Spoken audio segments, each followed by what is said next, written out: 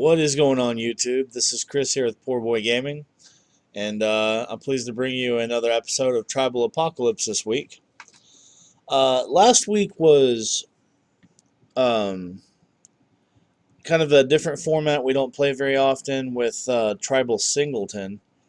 If you're familiar with Singleton, this is simply where you can only play one of a card. Uh, it didn't get the largest reception. It was one of the smaller crowds I've seen at that tournament sometime, and the organizer who runs it, Kumagoro, he had even mentioned it in an article he had written. So I don't know that we're going to see a return to the Singleton format and Tribal too much more often. So I didn't necessarily. I threw something together, but I didn't get time to plan for it very well. It was kind of last minute, so I didn't record last week's episode. This week, however, we're kind of returning to something that we know and love a little more in the tribal community, and that is the Underdog tribal format. So, simply put, in Tribal Apocalypse are some tribes that are considered the major league tribes and some tribes that are considered underdog tribes. And as you can, without going into great depths, you can probably imagine, some of the more major league tribes. Basically, anything you're thinking of right now is probably a major league tribe. Your humans, goblins, elves, knights, vampires, slivers, your mainstream tribes. However, things more obscure like I'm playing today, spiders, are not on the major league in terms of their popularity, how much they won. And I have seen some of the tribes gravitate from Underdog and eventually become Major League after they've had a lot of success. So this is a pretty exciting format. It gives everyone a chance to showcase some of the other tribes that can be a little more obscure. And you often find that in Underdog, there are still certainly some powerful decks. So this week, thanks to playing with my friend Mojo, we were testing a few things out, and one of the things we were pretty happy about, Obelisk Spider, which is a new addition from Our Devastation. I have to give him credit because, I was actually looking at doing some different things with the Obelisk Spider. It was something I knew I really wanted to build around, but he convinced me to throw it back into a living end shell. And I was just like, I don't know. I'm not sure how good that would be. I figured I was going to have to build around it a lot more. But, as it turns out, it is pretty good. I was testing against him. He was playing his Restore Balance deck, which is actually a very similar type shell in terms of what you're trying to accomplish with Cascade, except they kind of diverge past there. I'm looking to flood the board, and he's looking to decimate the board. And yeah, the results we came up with the Obelisk Spider is that might be the scariest 1/4 in the game right there. We played some games where that guy he came into play off of the living end, and I would just happen to have a Street Wraith in my hand, and one Street Wraith cycle ended the game from 20-0 because I had so many Obelisk Spiders in play and I had my Archfiends. So it is certainly added a pretty cool dimension to the deck. So anyway, without further ado, we'll get into this. So this is a living end shell. I'm actually only running 3 living end, and I know that if you look online, if you net deck, you'll see a lot of living end decks do only run 3. I've always kind of liked running the 4th living end there, mainly because I draw it all the damn time, like all the time. And so it felt like if I didn't run all 4, I was just going to draw it. However, I mean, I guess the argument can be made that I'm running 4, so I draw it more often. So, yeah, I know. But we're going down to 3 for this list. We're also running a little more landlight than normal. Um, Main reason for that is you can kind of get away with it with cycling decks in general. Um, there are some up and downsides. I mean, this is an underdog tribe, and so one of the things that immediately hurts the deck is there's a little less cycling in this than, say, something like the beast deck I would run. And in order to kind of try to work out this obelisk spider strategy, I had to opt for 4 copies of Archfiend of Ifnir, which is a fine card and very strong, but it's a 2-mana cycler as opposed to a 1-mana cycler. So I don't actually have access to any 1-mana cycling, whereas normally I would have at least 8 copies of things that cycled for 1. Street Wraith does do a great job kind of picking up the slack a little bit there. Just the best cycling card ever. So we're going down on lands a little bit. Normally I run 20. But testing it out, 19 seem to be okay. We have some ways to go fetch our land still with Pale Recluse, which we'll get into in a little bit.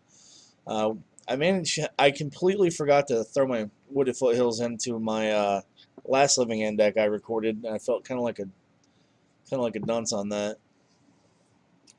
But going over the deck, we got our Living Ends. Still have a couple of Beast Within. You're never quite sure what you're gonna run up against. I've seen plenty of these decks just decide to run combos that just happen to coincide with ways that crush what we're trying to do fundamentally.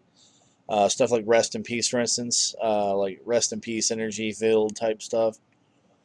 So Beast Within is really, kind of a paramount card for us to have some way, to be patient, interact so that we can win. Of course, 8 copies of Cascade. No need to introduce those if you're familiar with the deck type. Just goes and gets our Living End cast. In terms of the creatures, so we're running the spiders, and so first and foremost, we'll go over the obelisk spider here, which is really kind of the reason I went ahead with spiders for Underdog. I was looking at some other things, but like I said, my friend Moto kind of pulled me back into this, and so obelisk spider, like I said, it's a new card out of the newest set, Hour of Devastation. 3 mana, 1/4 with reach. And basically, whenever it deals combat damage to a creature, you get to put a -1/-1 counter on that creature. But the powerful side of the card, where you really want the effect, is whenever you put 1 or more negative counters on a creature, each opponent loses 1 life and you gain 1 life. So these effects do stack. If you have a couple of obelisk spiders in play and you put a -1 counter on a creature, they lose 2 and you gain 2. This I've found can quickly snowball. Like when you get a couple of those spiders and you have a couple of Archfiends and you cycle one time, oof, it gets really good really quick. The next creature we have Nyx Weaver, which is another 3-drop, and that is one of the nice things about this deck. The Beast deck does play larger, better threats, generally speaking, but this deck does have some stuff that I can actually just cast, for some early immediate value. It is a little more sound against the early aggro decks. Like, I don't necessarily mind blocking and letting my guys die to preserve a higher life total to give me time to go off. What I like about Nyx Weaver, it's kind of like a, pseudo-cycling. I mean, it's kind of doing what you want to do. 3 mana, 2/3, it's got reach. And at the beginning of your upkeep, you have to put 2 cards from the top of your library into your graveyard. So you're not necessarily getting the cycle value, but you don't necessarily care either. You're getting to put cards in your yard, and even cards that you put in your yard that you don't necessarily want to go to your yard, like your Cascade spells. You can pay 3 mana to exile the Nyx Weaver, and you can return a target card from your graveyard to your hand.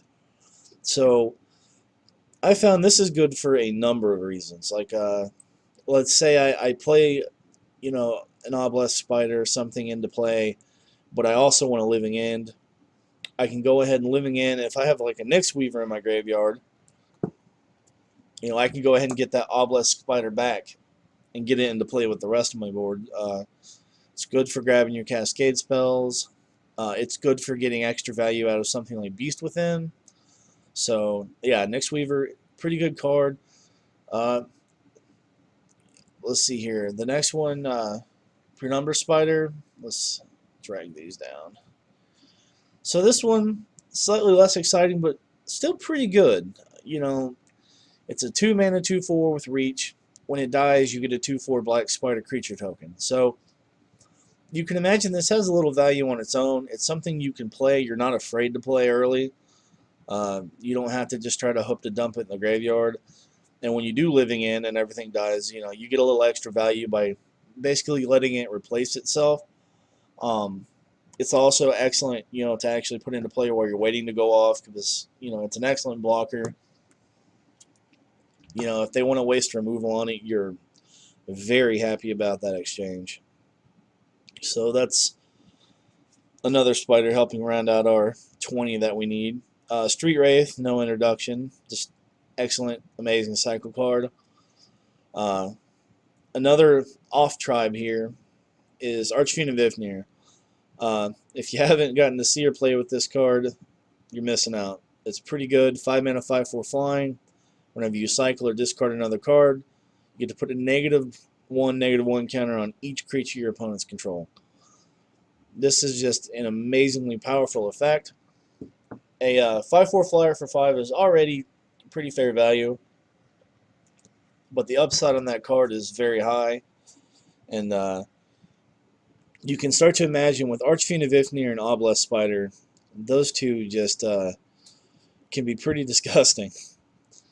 So we went ahead and run 4 copies of that. Amazingly enough, it's not a legendary creature, so you can have duplicates of them in play, which means their effect also stacks.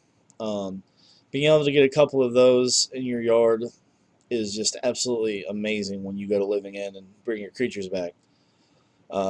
Next up, the better the better spiders that kind of make this possible. We have 4 copies of Pale Recluse. This is just, it's one of our one of only 8 of our spiders. Like, we have to run 20 in the tribe, but only 8 actually cycle. Now, thanks to the Street Wraith and Archfiends, we actually do have 16 cyclables, and Nyx Weaver does help us do a good job getting some more stuff in the yard. But Pale Recluse, forest and plain cycling. The forest cycling is pretty relevant.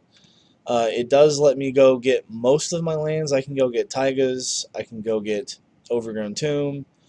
I can grab my basic forest. So basically, it'll fetch anything out of my deck besides the Badlands, which I'll be looking to pick up with Wooded Foothills.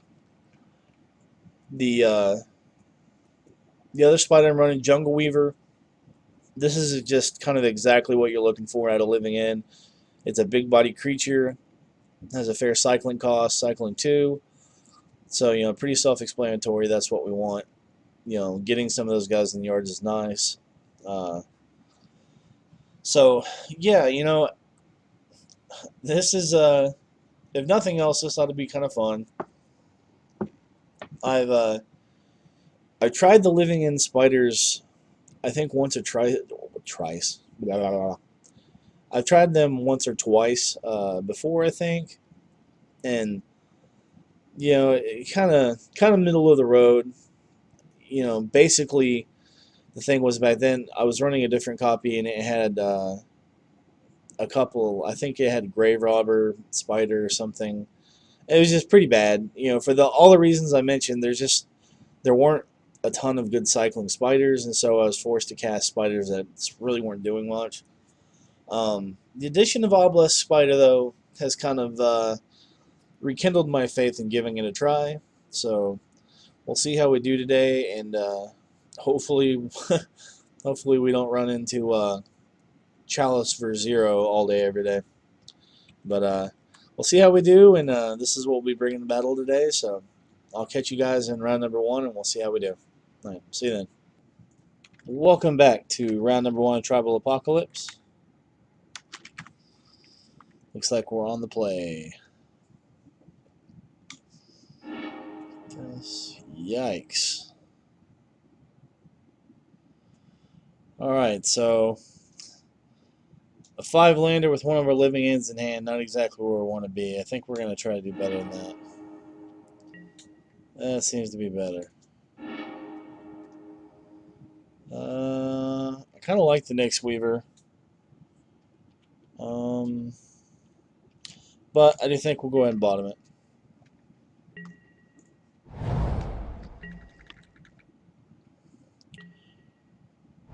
Kind of want to get to our Cascade.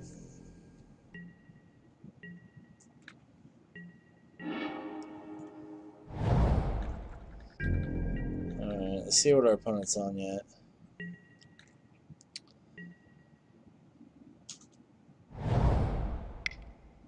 Run up against this particular opponent a couple times. He's pretty good. Alright. Still not a lot of information about what he's playing. But it's probably not going to change a whole lot of what we try to do. Alright.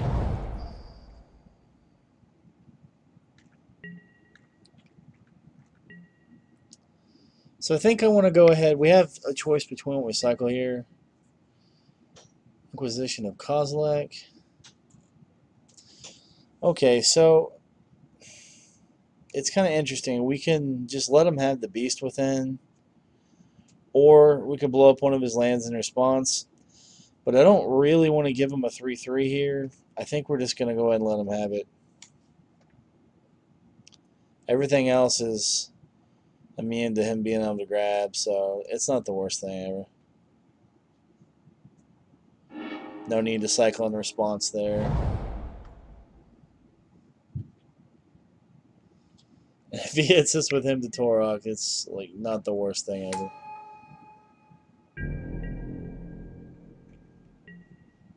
Okay. And let's go ahead and get one of these Archfiends in the yard.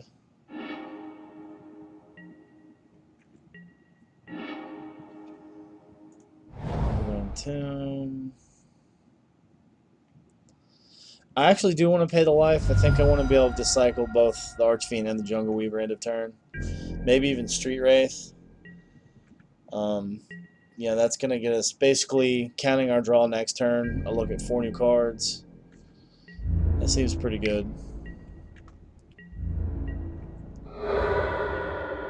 The exception is if he tries to do something to make us drop our hand here. Chittering Rats.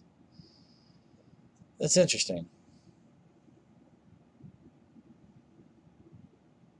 Yeah, I don't think it matters. We'll just put Street Wraith on top. No need to go nuts here. Okay, so cycle him.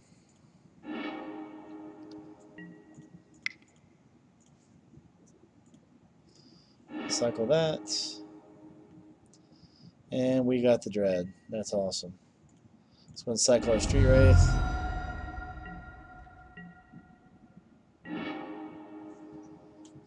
Okay, so I think we will play our land. Come on, Dread.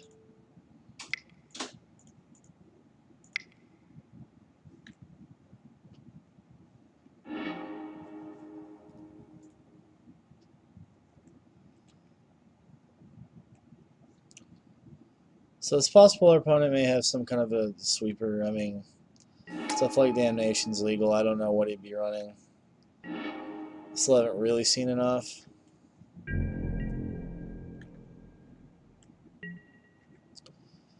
But we've got 23 power on the board, and short of a sweeper. Under Torok.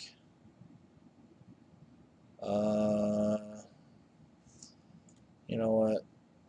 Let's just go ahead and... Well, no, it's not like that's going to help us here. Yeah, just sure. You got it. We've had to pitch the land anyway.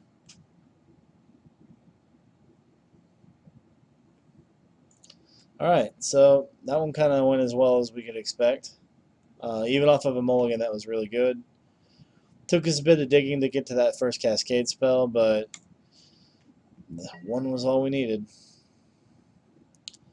We're actually paired up pretty well against our opponent here. I hate drawing the living end, but we have a little action, so I think we're going to try to keep this.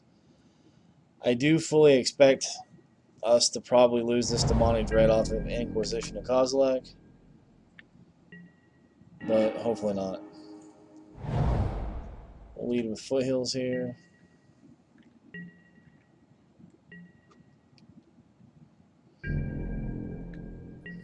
Oh wow, he missed his land drop.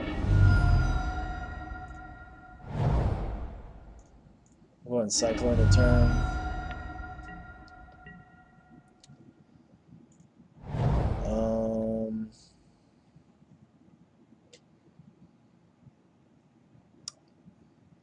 I think we'll go ahead and pass. No need to cycle on our main phase.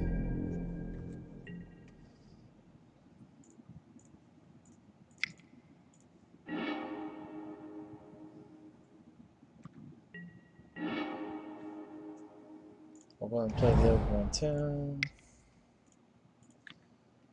Again, no need to necessarily cycle on our main phase since we made our land drop.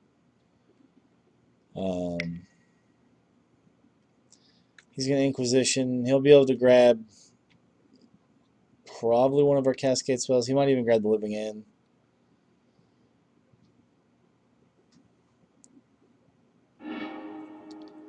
And so he just went in and grabbed a Cascade spell.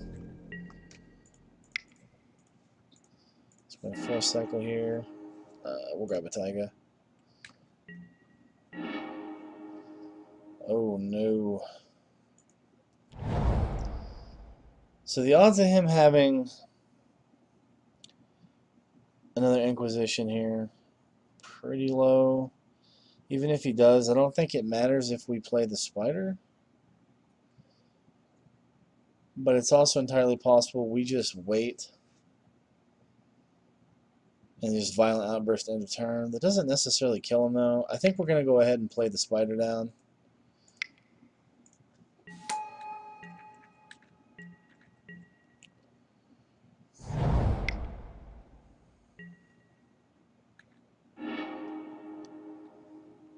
Okay, so that pretty much just made our mind up for us on what we want to do.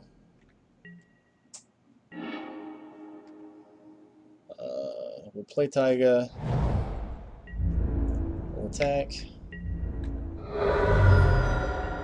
And then let's Demonic Dread.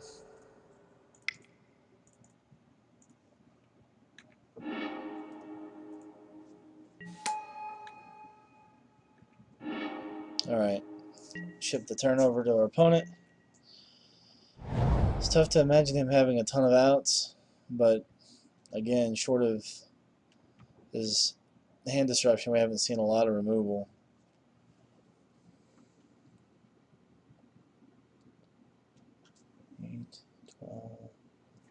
And that's the match. Alright.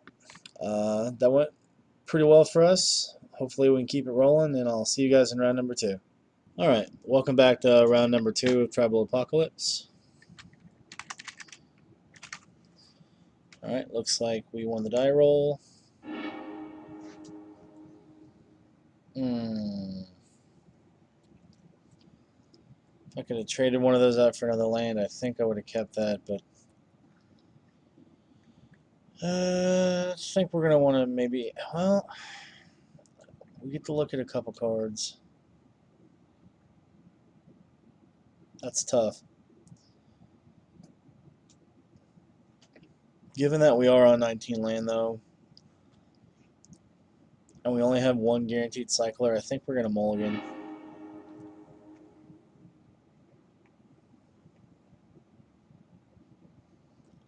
Alright, well, this isn't any better, but I think we're going to take our chances. Hope for a land on top here on the scry. Ugh.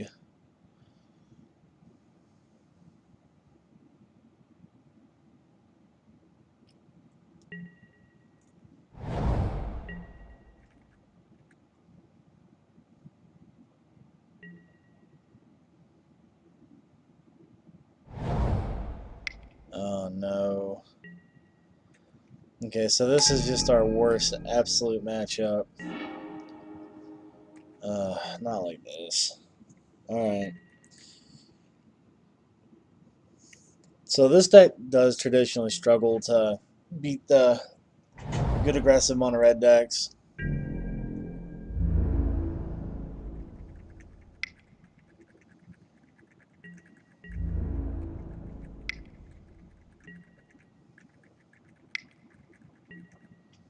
Yep.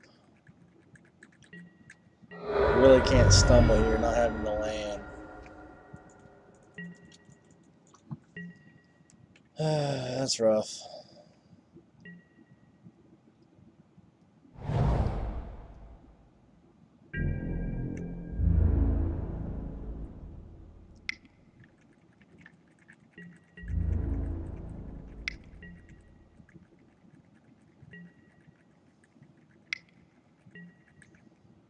Yep, not much to say here. Yep, this is unfortunate.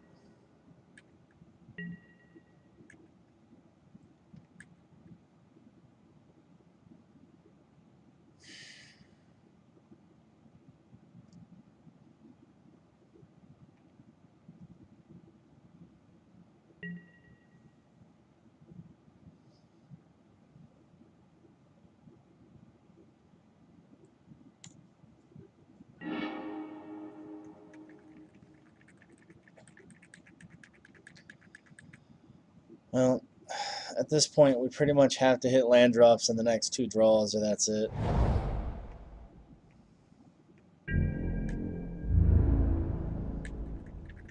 He's not having to spend any cards in hand. Just gonna kill us with his 1-drop.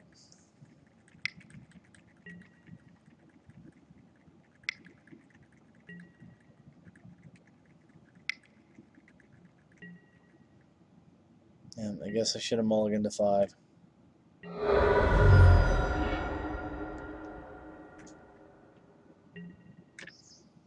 Well, we had talked about this being a potential problem. It's a little more light on land than normal, and here we're being punished on it. We're just going to concede and move to the next game.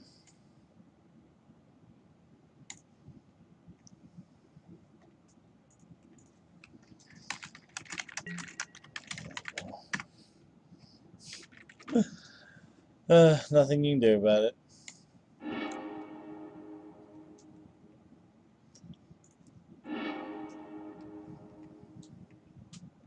Well, we have our lands, but this isn't ideal.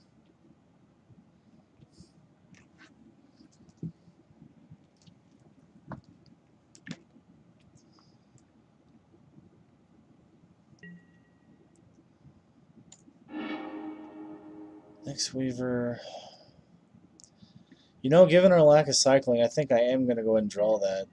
I'll at least make him use the removal.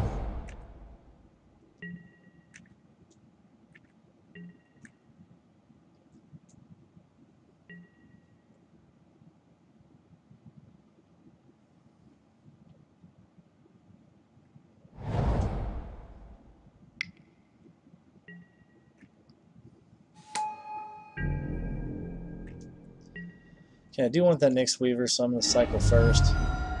And I'll pop my land here. Let's get Overgrown Tomb.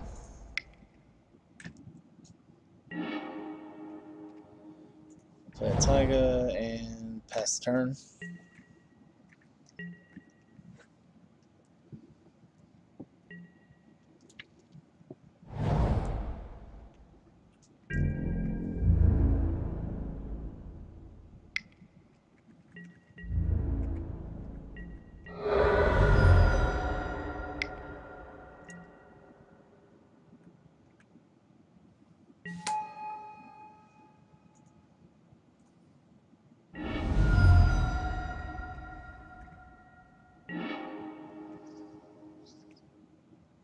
Well,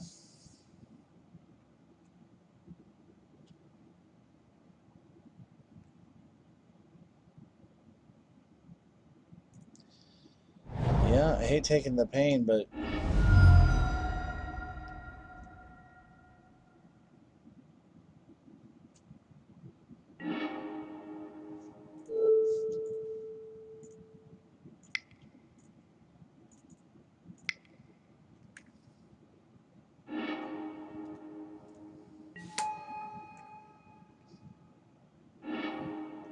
Alright.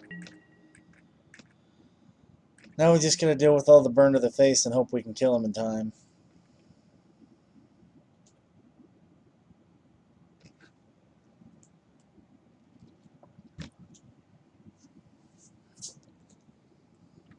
Hopefully he's not running the version with Price of Progress in it. That'll be pretty rough. I think bearing that in mind, we might want to try to slow play these lands.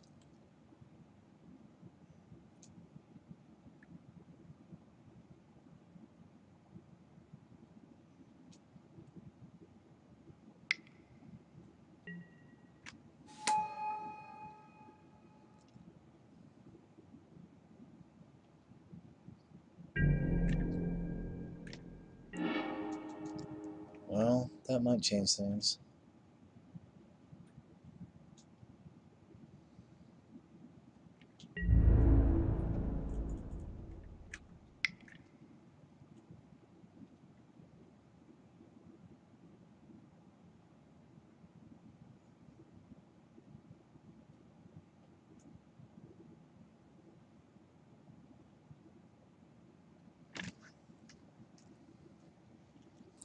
I figure if we play the Nyx Weaver... Oh, goodness. So he's just looking for the straight up trade here.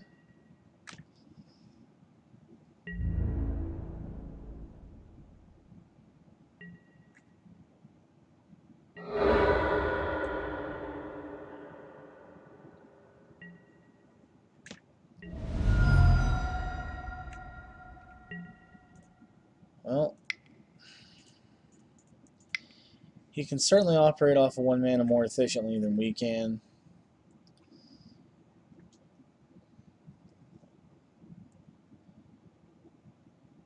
That was a pretty good play by Berlin there.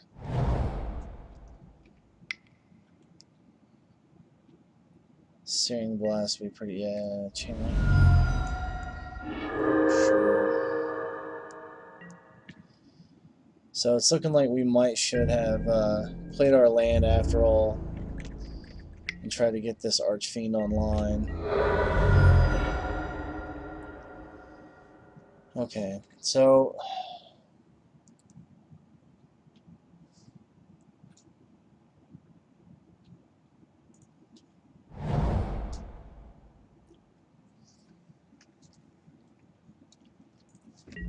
So I think what we do here is we hold up the Wraith. We're going to cycle this Archfiend, and we're going to be looking to Demonic Dread next turn.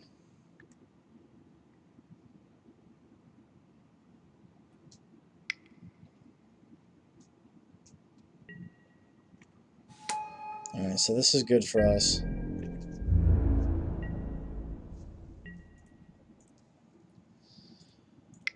Now, if we draw the Living End here, this is terrible.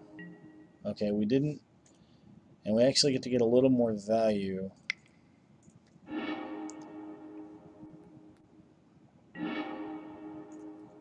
We'll grab Taiga. Alright.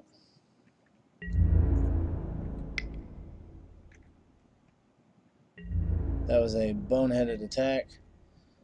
Luckily, my opponent, luckily he didn't block there. That was a chance for him to get more value. I'm going to target my own guy just to be on the safe side. Alright.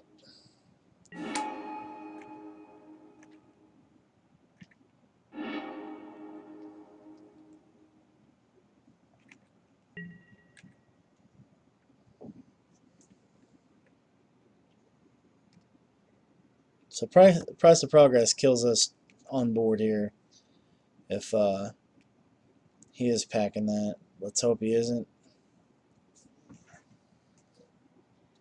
And maybe if we're lucky we can push this into a game 3.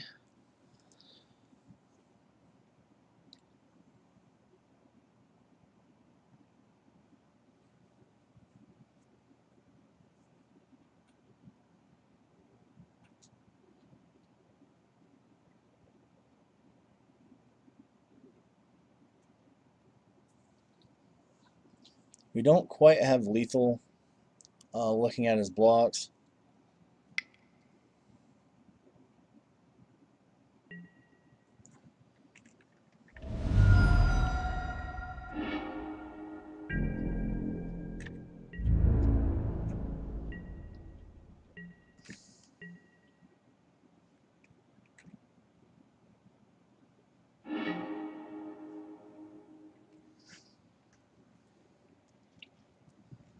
Alright, so this is pretty ideal for us. At this point, we're dead to price of progress anyway, so we're going to play the land.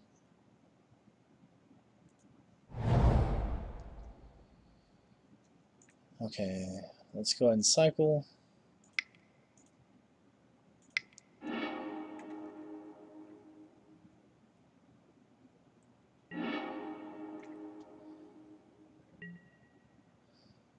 Alright, so it's 9, 10, 11, 12, 13, 14.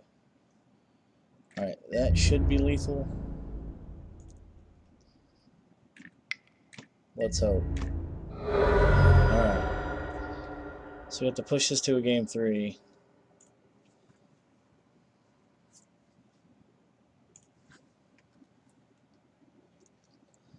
Luckily, our draws lined up pretty well there. It's always scary when you're playing the mono red decks. They just care a lot less about what you're doing to impose the board.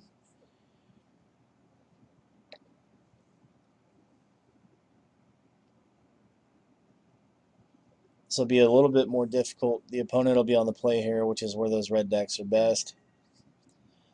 So hopefully I have a hand where I can kind of get to it because I can't afford to stumble.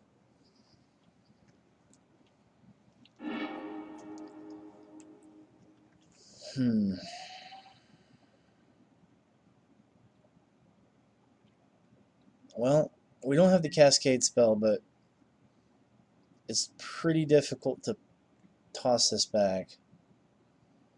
We have a couple things going for us. If we can draw the Cascade spell, this is pretty good.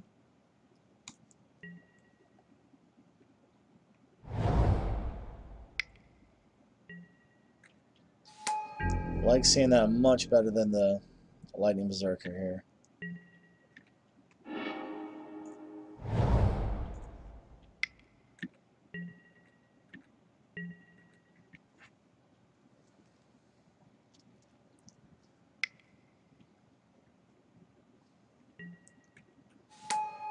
That we don't want to see.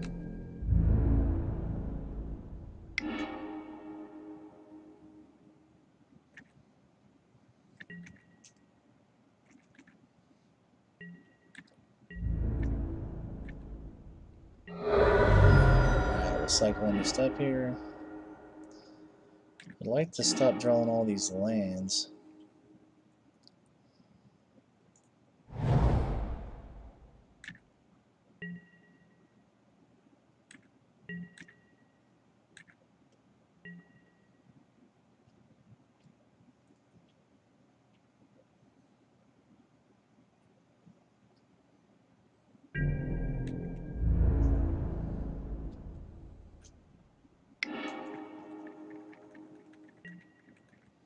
Given that we don't have the Cascade, I think we'll cycle the Archfiend over the Pale Recluse here.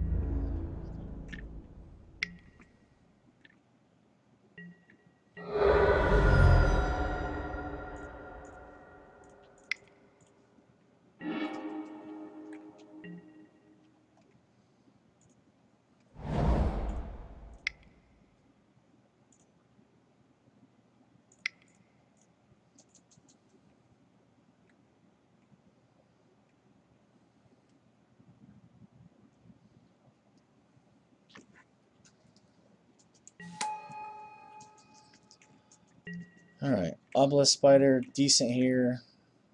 It'll either eat, a couple burn spells or, it's a pretty decent blocker here. Best case scenario, we get to block that Berserker and try to maintain our life total.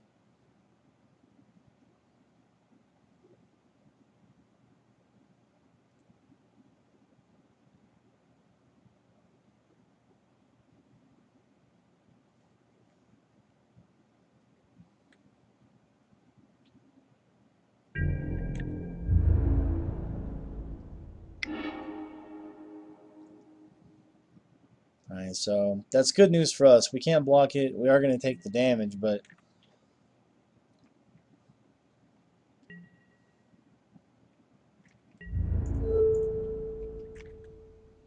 I think we're okay if he decides to kill it here with a bolt.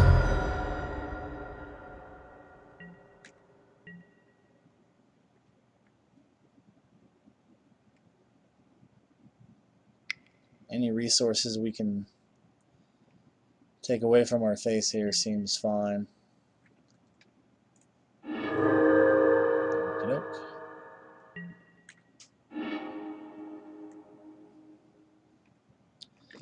Okay, so given what we're looking at, I think I know I'm being well. I feel like I'm being a little greedy.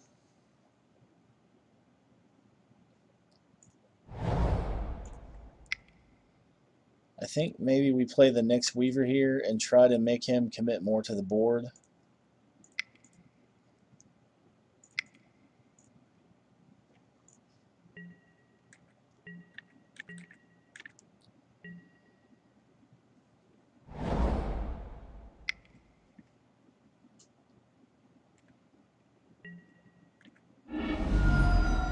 Oh, that hurts.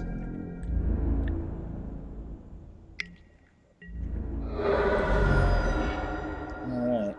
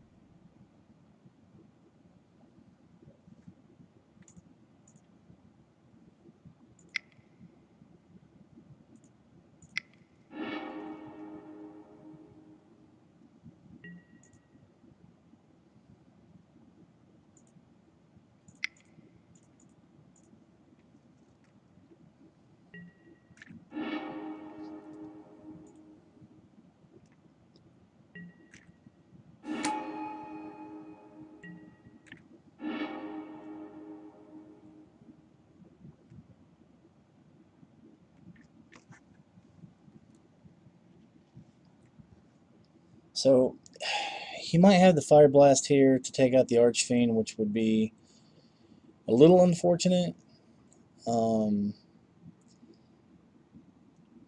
However, if we do get to untap with it, that's pretty good for us. We'll be able to cycle the Recluse, kill his Goblin, get a little bit of life back, and hopefully put this game away.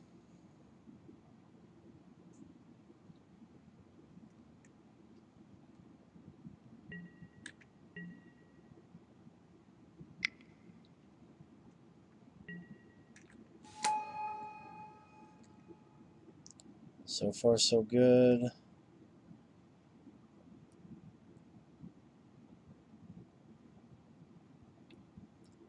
We just need to untap.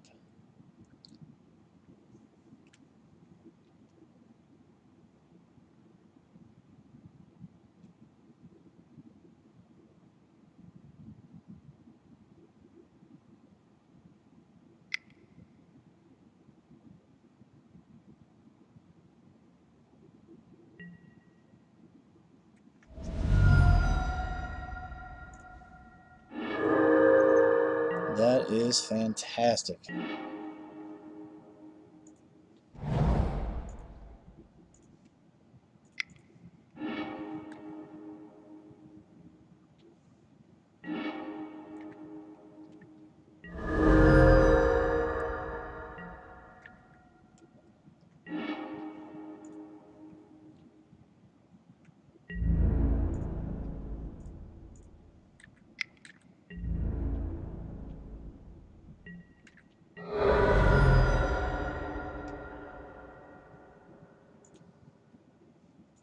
I'm going to make them think we are holding up some other cycle cards.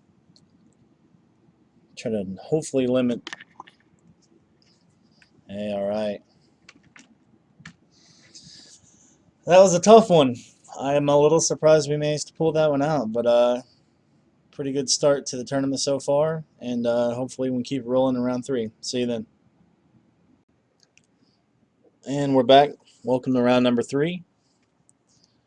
I've been on the roll on this winning the dice roll thing. Ugh. So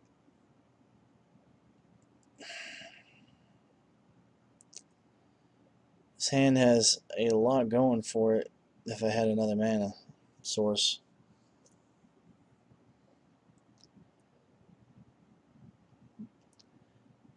Though, being as I don't have any land cycling, this is kind of like a not a repeat of the last match where I was faced with this same choice and I got punished for tossing it, but I just feel like the correct play is to mulligan this hand, so I'm going to stick to my guns here. Okay, this is a one-lander, but with double Street Wraith, I like our odds of finding another land.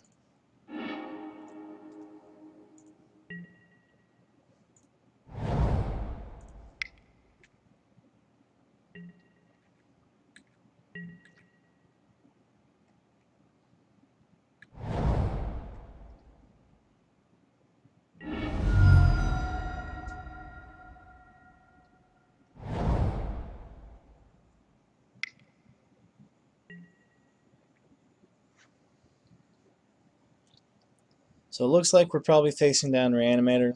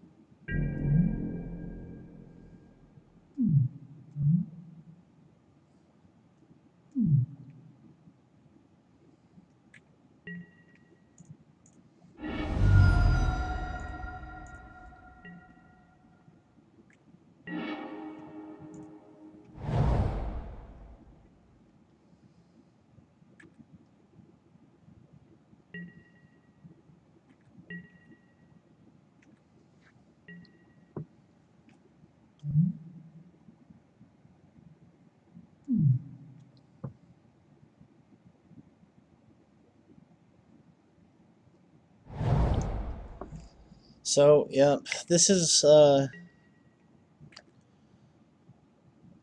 one of the more difficult matchups just because, you know, we're not really able to deny their strategy by using our own. And the creatures they put in the yard are typically a bit more high octane of a threat than our own.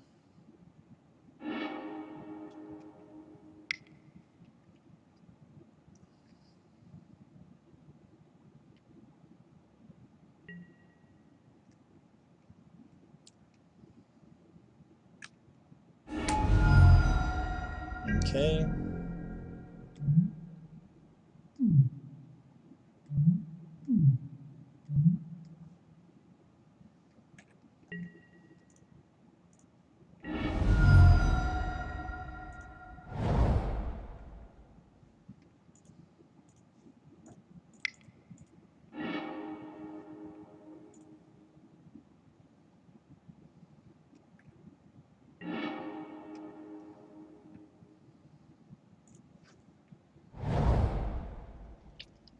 So we have an interesting choice to make.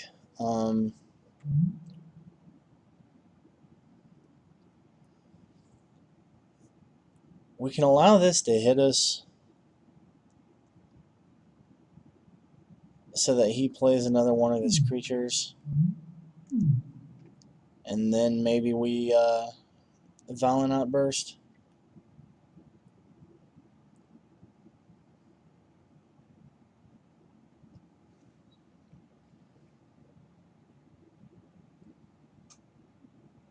It's a risky play.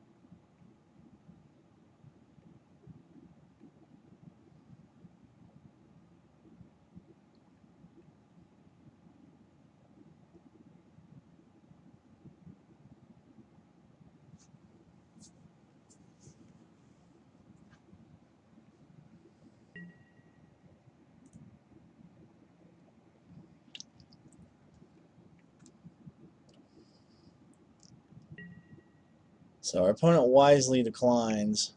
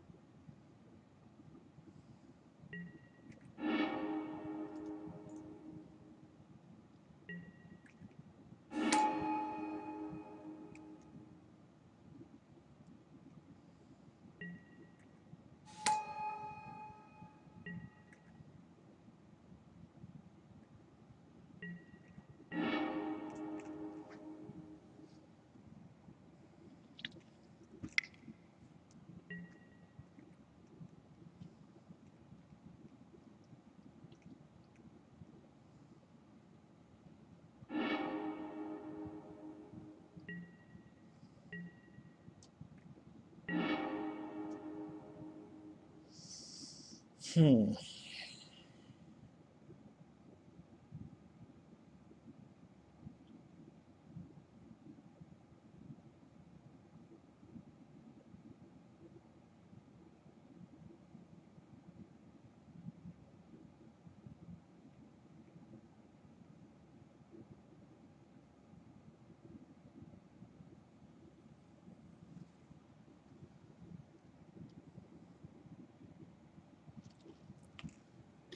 So let's think. This is tough.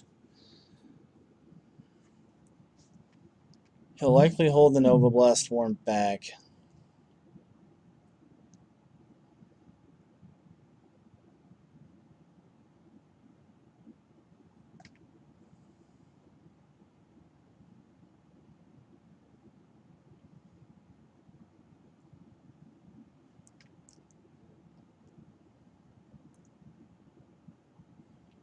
I can put him to 6.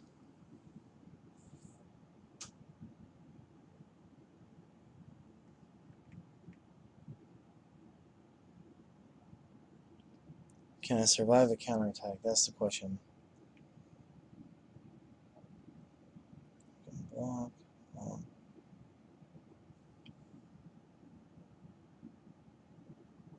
Let's see if I swing with these. Just trying to do the math in my head here. I block one there, I block one there.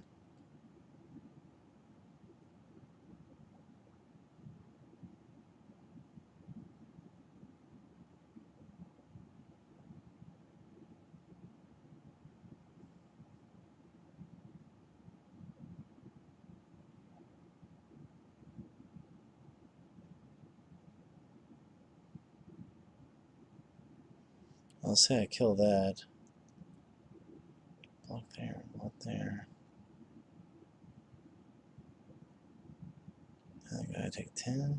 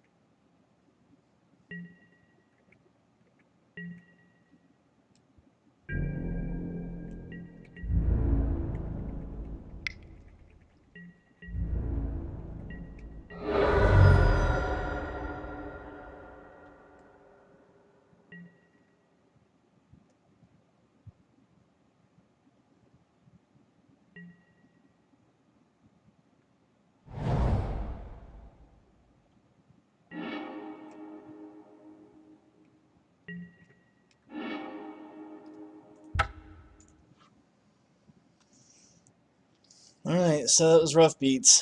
The wastelands really kind of did us in there. We were running out of options fast.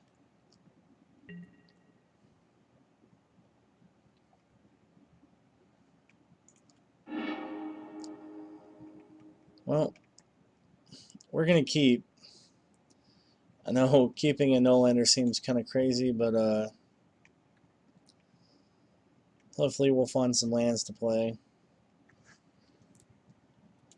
The Swamp Walk seems relevant, and we're kind of a dog, kind of the small dog in this fight. So, the street race could be good.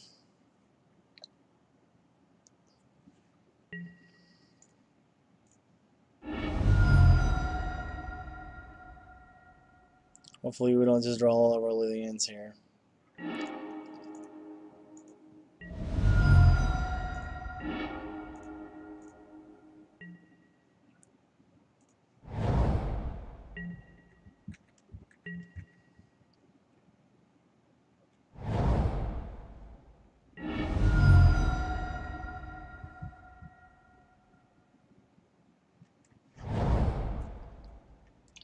Finding a Cascade spell would have been pretty nice there. Unfortunately, we didn't quite manage that.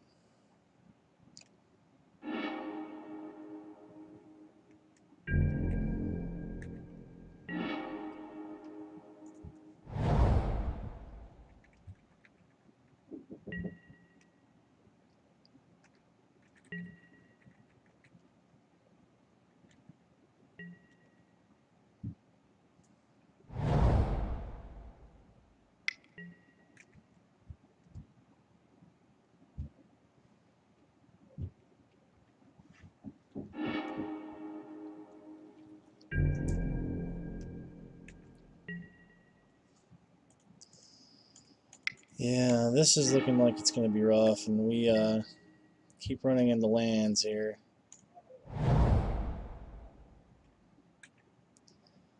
I think we're okay just kind of letting them make the first play.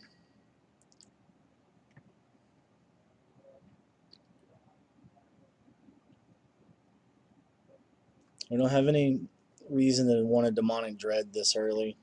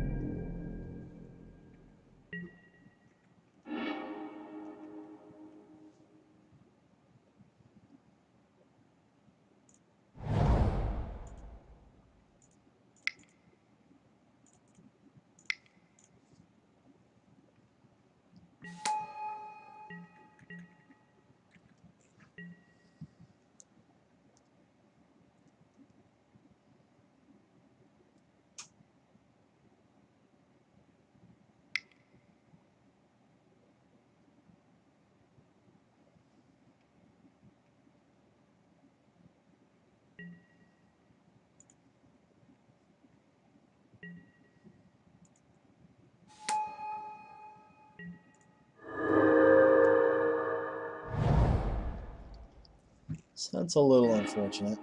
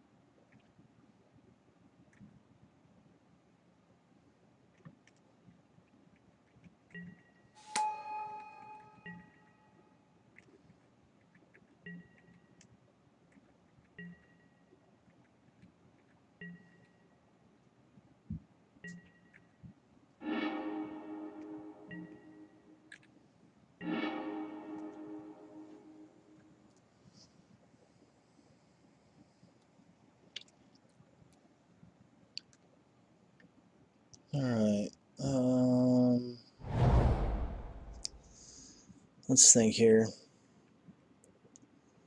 3, 6, 9, 12. I could do 16.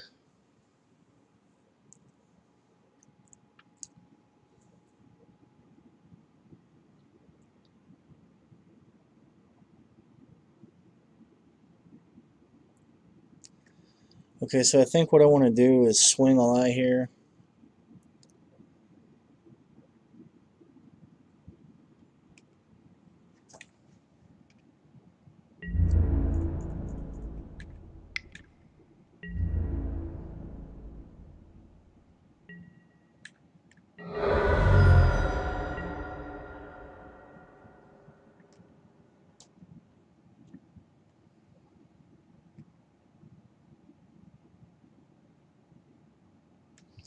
If I demonic dread now, everything goes away.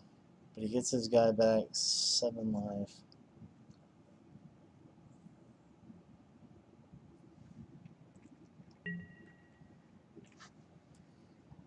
I think we want to see what he does first.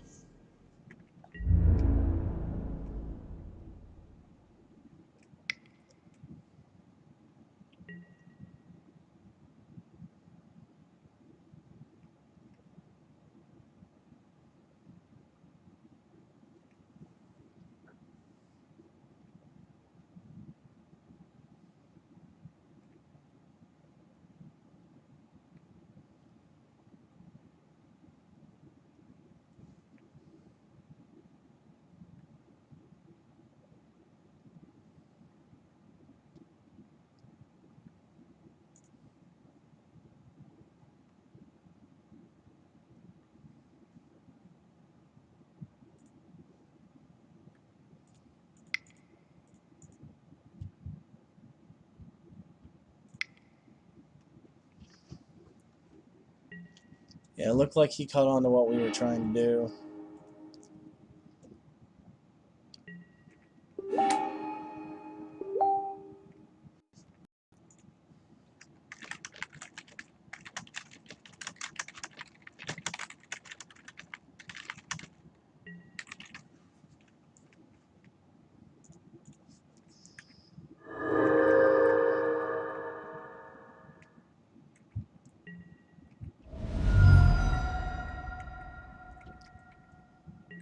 Yeah.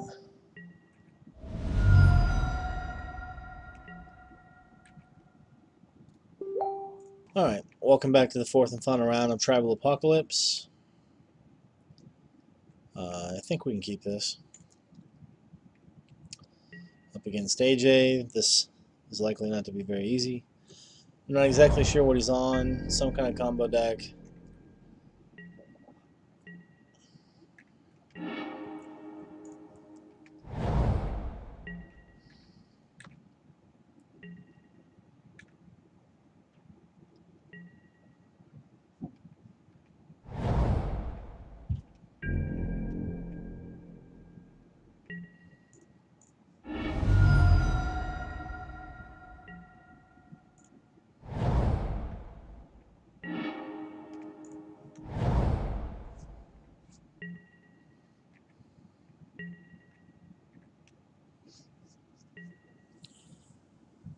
Alright.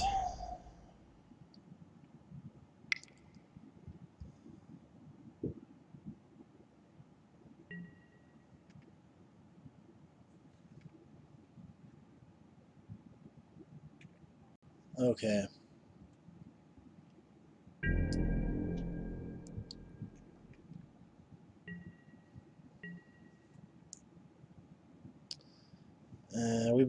I guess we better land cycle here. We want to make sure we hit our land drops. Let's grab an overground tomb.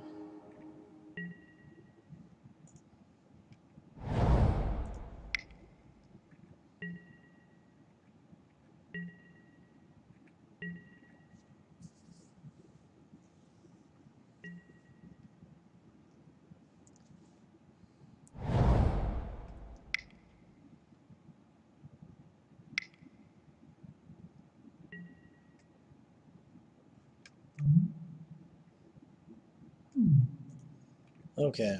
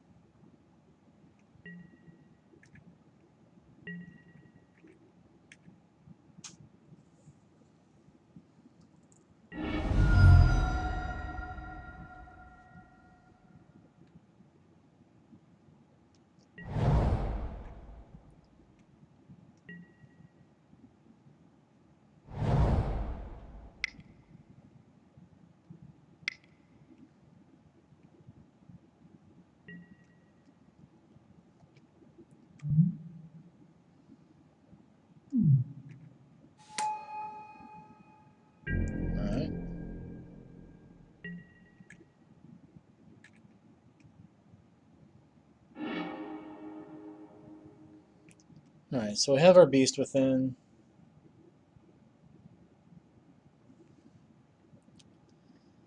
At this point,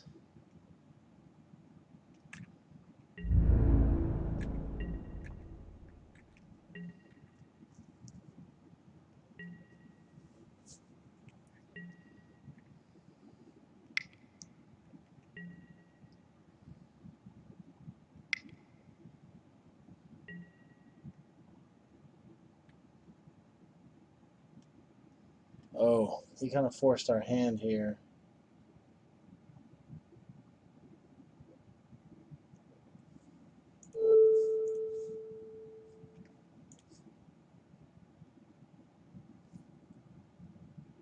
Okay, let's think.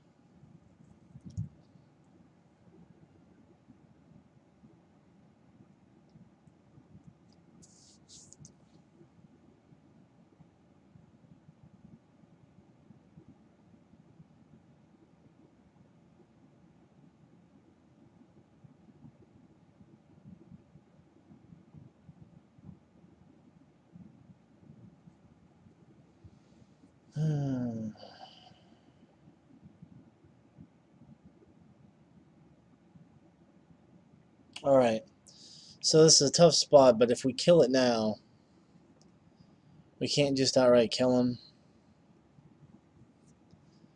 So I think we're going to suffer through the first Sterling Grove.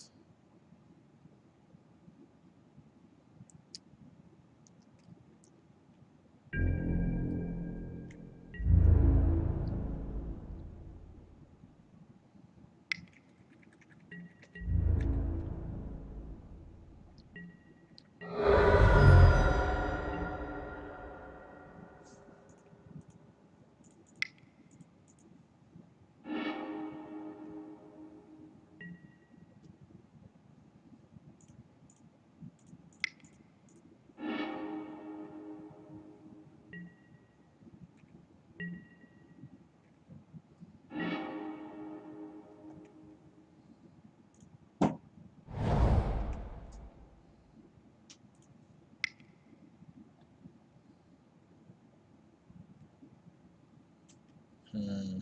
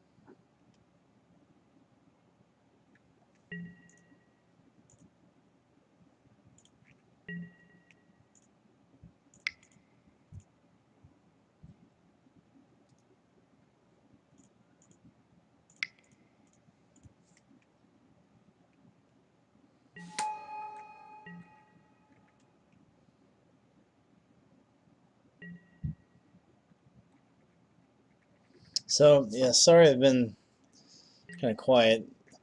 Um, this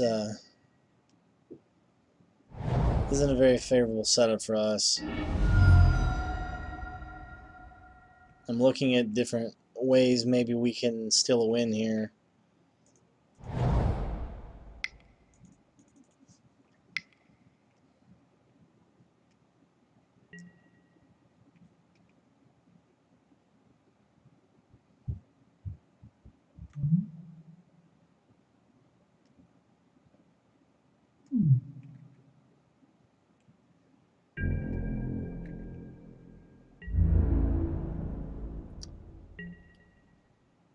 Hmm.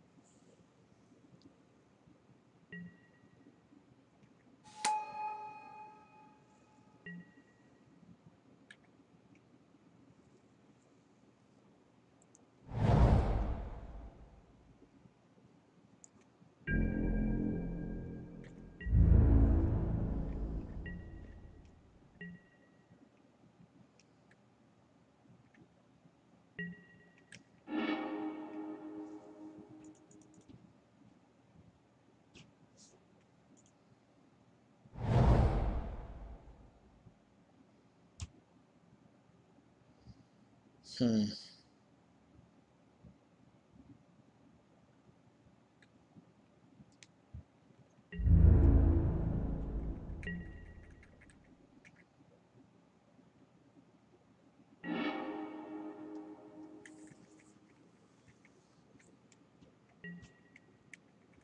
So we're still digging for that second beast within. I think what we want to be able to do is, we need to be able to see it.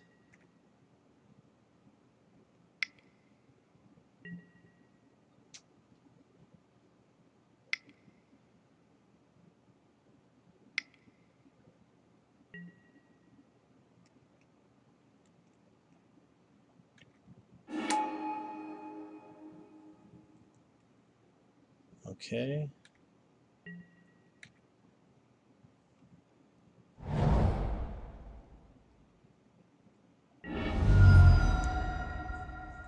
Yeah, we want to be able to see that second beast within. We're going to have to be able to hit our cascade. Do we even have any more living in on this one? Yeah.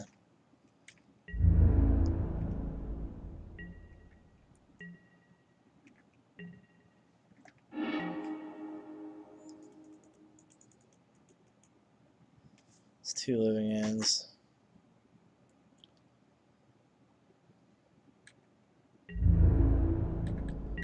We're starting to run out of time.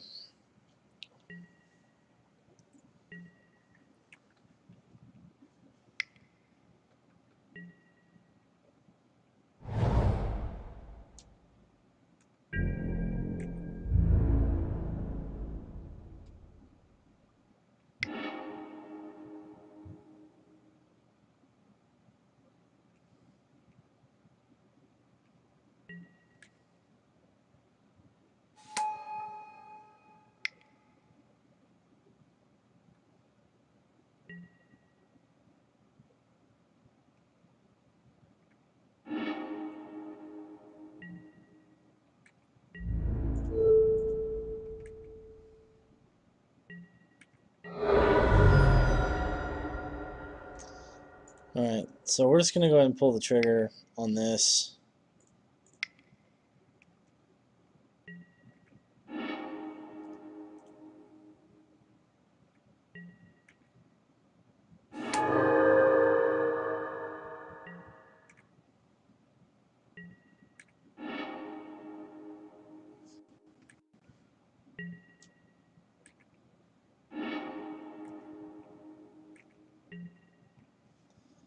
Okay, so we do have the beast within. So 1, 2, 3, 4, 5, 6, 7, 8, 9. Alright, so we should have exactly enough.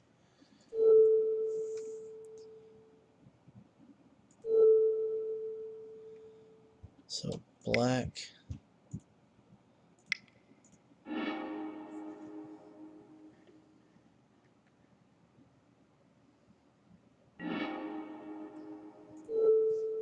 I'll target that. Green.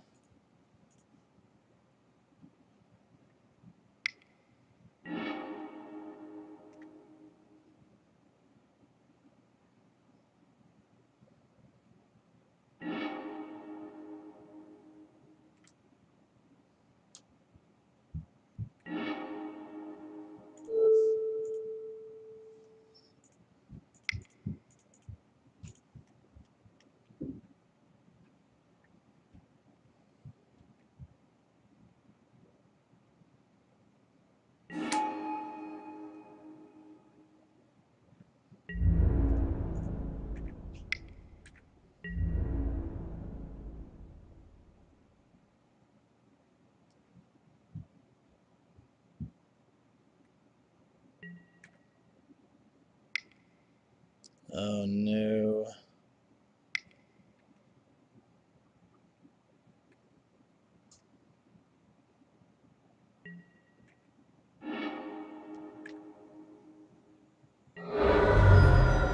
Alright.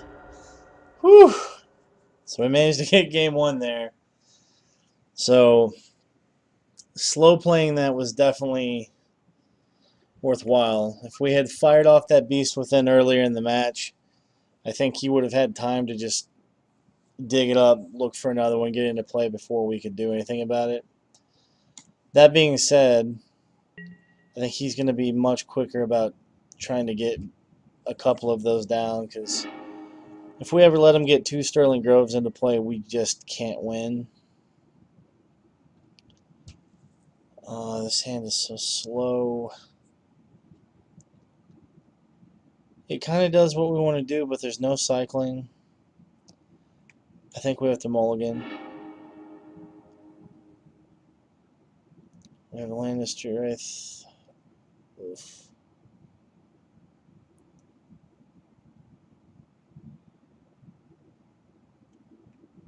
It's another rough one.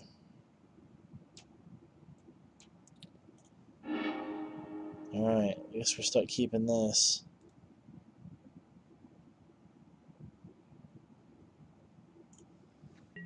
Alright.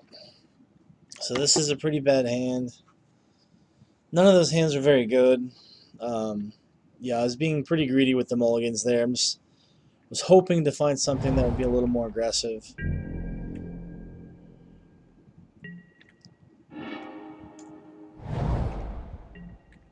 We'll just have to try and hope we can draw into something.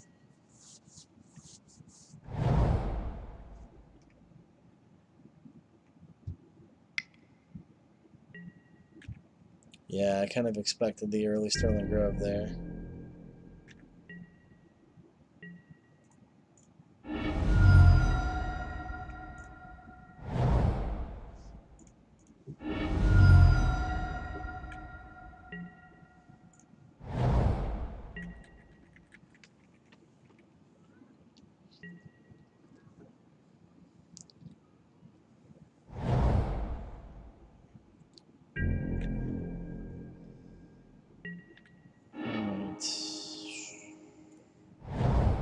Let's go ahead and get our Nyx Weaver out.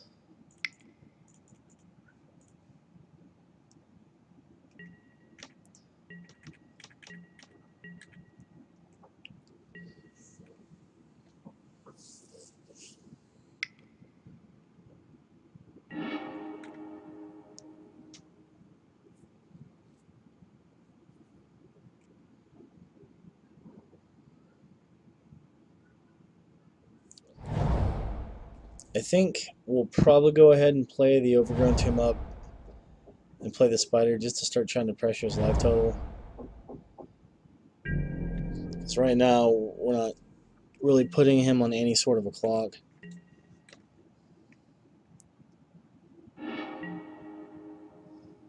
Alright, this is a pretty good guy for the yard.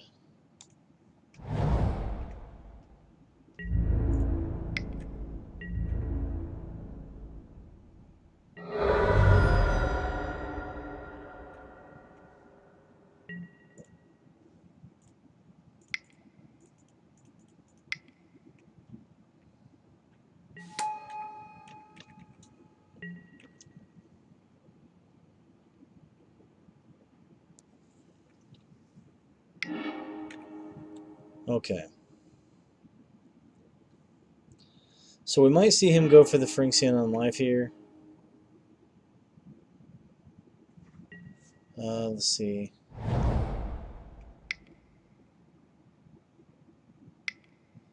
Oh, he revealed another Sterling Grove. Oh, wow. That's insane.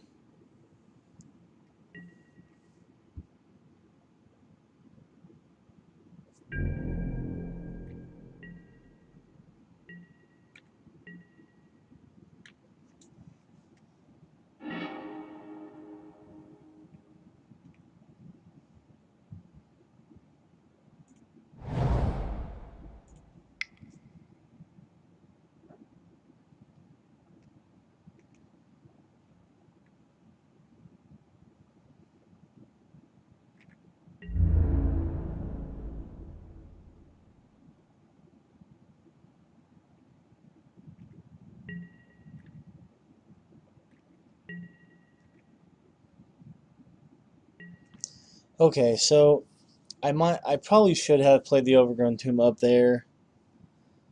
And my initial thinking was I was going to try and just put the Spider in the yard.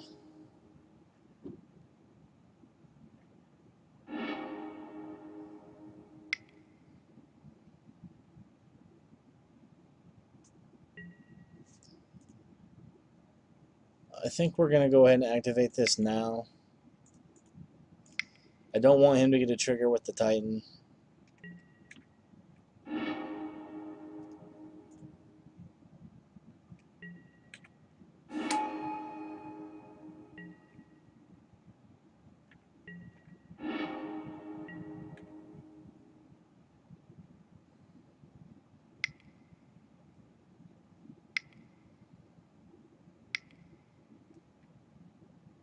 Ugh, what a mess.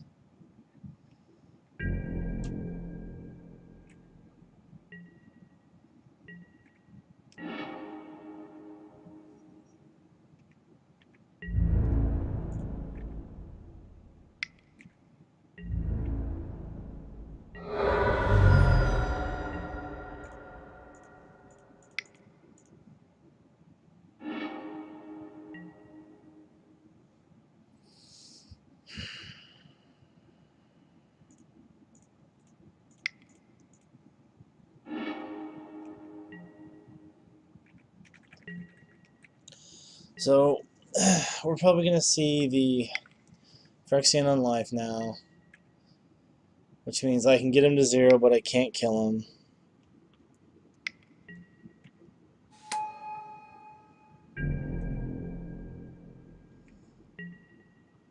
So we're right back to where we were. Okay, so there's 1.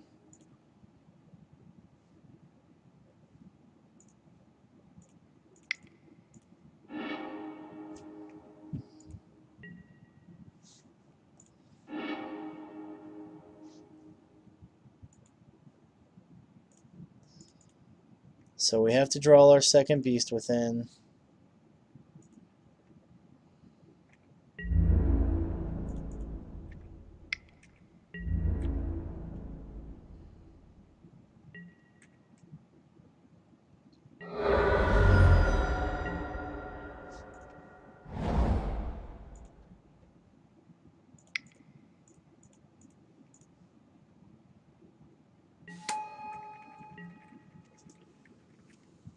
Oh, man. So I feel like if we don't draw this pretty quick, we're in trouble.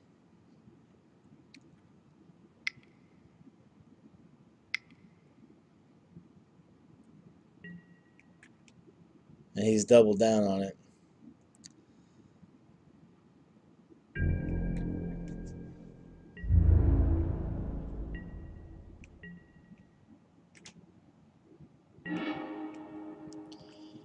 Okay.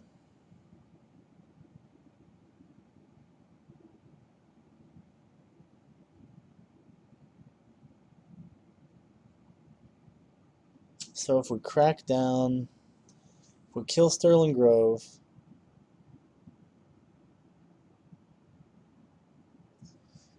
all right.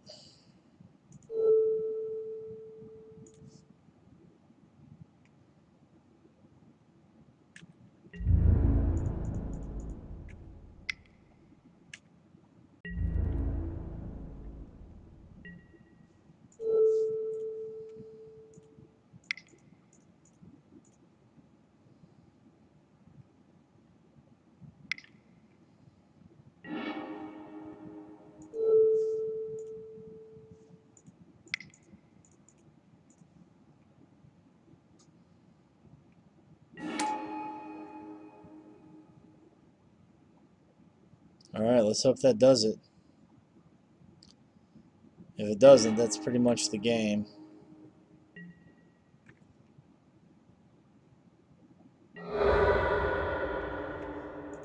Yeah.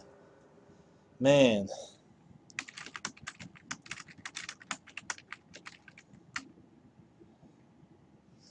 So yeah, the opponent had an awesome deck there. That combo was intense.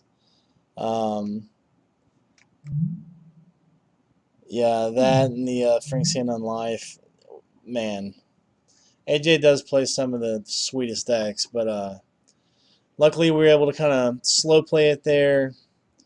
He wasn't putting a ton of pressure on us, and so we were able to, just double down and beast within both games. I think hitting the living in there on the violent outburst when we did was key.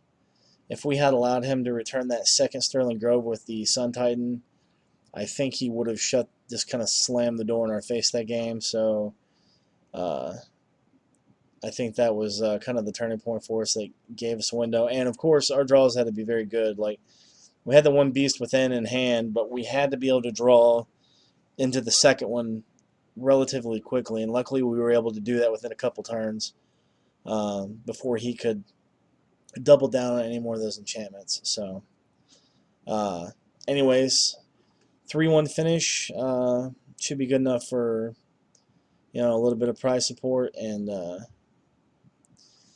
that should do it. We'll hopefully we'll see you next time, and thank you for watching. All right, later.